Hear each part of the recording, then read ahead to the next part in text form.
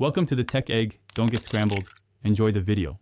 You start by isolating power, turn off the breaker or the dedicated switch and verify with a non-contact tester. Once power is confirmed off, remove the decorative cover screws. This exposes the armature plate and the magnet housing. Make sure to wear safety glasses and lay out a clear workspace with your screwdriver set, hex keys, wire nuts, and multimeter within reach. This head start prevents mistakes. You'll be working on live hardware otherwise, so double-check the tester before touching any wires or fasteners.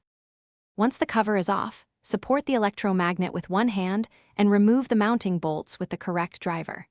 As you loosen fasteners, keep the magnet steady so it doesn't fall, it's heavy, and can damage finishes. Then trace and label each wire. Take a quick photo for reference because colors vary. Disconnect power leads using wire nuts after you label them, and confirm with a multimeter that the terminals read 0 volts. This ensures you're safe before unhooking the coil or removing the armature plate.